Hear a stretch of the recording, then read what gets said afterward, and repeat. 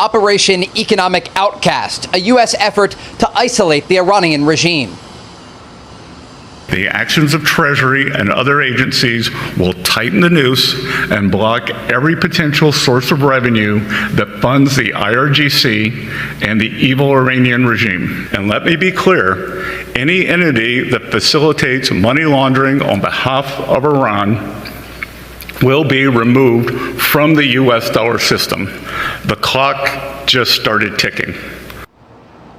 Among the new sanctions includes an expanded list of secondary sanctions targeting digital assets, technology, gold, aviation, and shipping. In addition, the Treasury Department sanctioned nearly 60 entities, individuals, and vessels in multiple jurisdictions. The actions go after what the department describes as a network of shadow fleet vessels operating across many different countries. Iranian officials threatened retaliation to the economic measures, with the country's foreign ministry spokesperson saying this.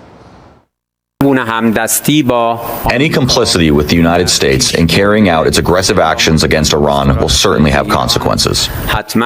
Even now, the naval blockade of Iran amounts to an act of aggression. Any escalation of this situation will undoubtedly bring about consequences of its own.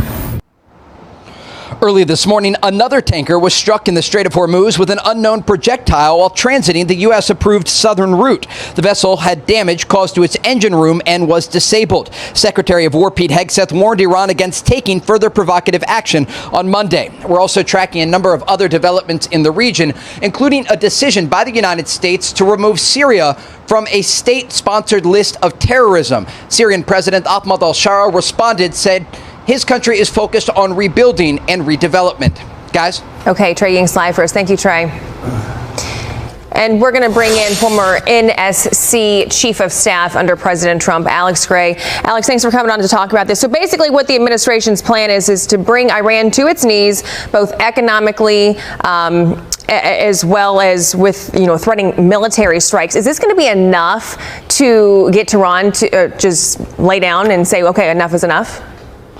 Well, I think it's actually going to be a really significant piece of finally forcing the Iranian regime to recognize reality. And the reality is that they have limited cards to play. They've pushed their people to the brink of collapse. And there's really not much more that they can do realistically to counter the United States.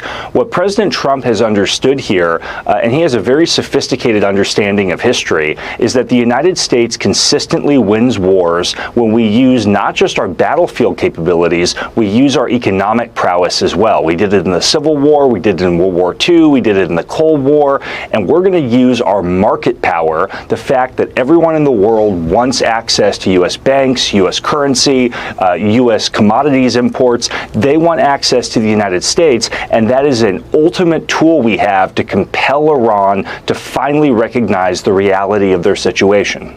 Right, and I keep bringing this up because I think it's a very important thing to bring up, but you have the complete other issue of who in the world is even in charge in Tehran and who is making these decisions. I've said this countless times, I know a lot of people have, and that is obviously an issue that, that people are honing in on. But my question is, how could this affect the world economy? Obviously, we have to end this war. This has to stop. It has to stop. But is this going to affect the U.S. in any way, shape, or form?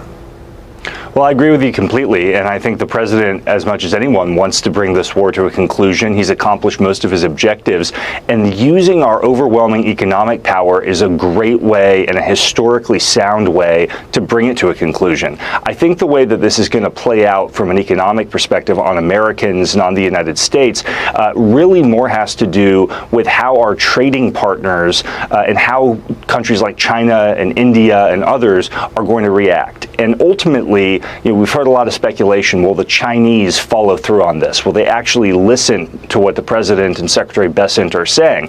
The Chinese government's not going to actually stand up and say, we're going to comply with this. But individual Chinese companies are going to make a very clear decision. They're going to decide, do you want to be with the Iranians, a collapsing, decrepit regime that offers nothing, or do you want to maintain access to the United States market, to the dollar, to the U.S. financial system? And I think besides all the rhetoric and the posturing, companies all over the world, including Chinese ones, are going to make a very clear decision.